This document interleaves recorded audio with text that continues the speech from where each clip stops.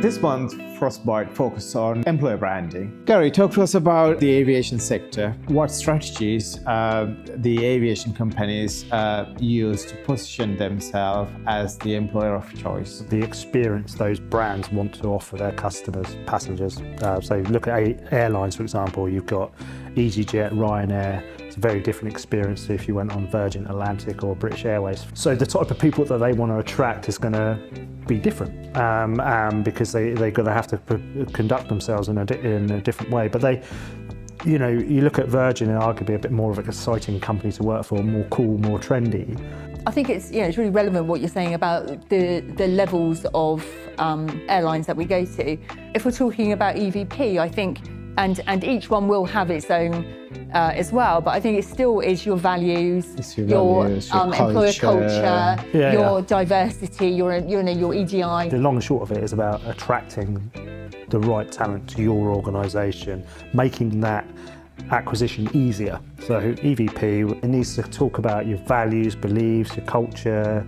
Like every industry, it's very competitive, so why would they choose you over another? Virgin Atlantic versus easyJet. You know, same job, different brands. You're going to want to attract different demographics. You get people through the door that are going to represent your business and brand in the right way.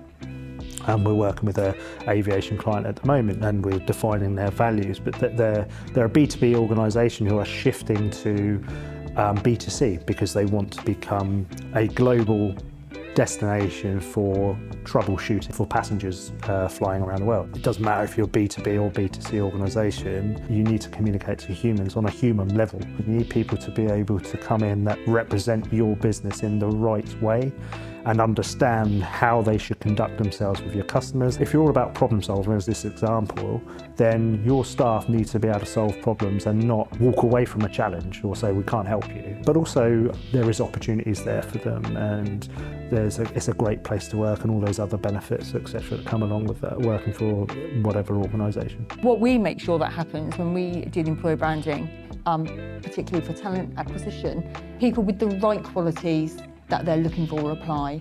And I think that's, it's the way the company's position itself, where it's putting out there, this is specifically what we're looking for. And sometimes, it's a simple case of the messaging is communicating out what they're not looking for.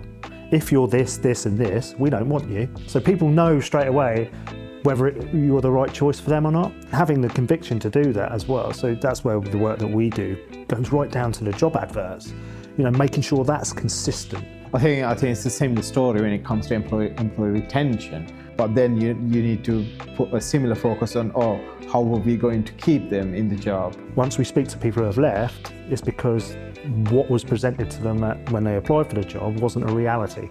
So that's why it's really important to communicate the true benefits and also the negatives as well. Don't hold back on the negatives. One client we work with, there is an opportunity for a career in the organisation. You can go work globally or whatever, but you have to want it. It's not going to be handed to you on a plate. You still need to have that mentality and that drive to go and get a better role, a higher paid job, but they're not going to hand it to you. If you want it, you can get it, but that needs to be communicated.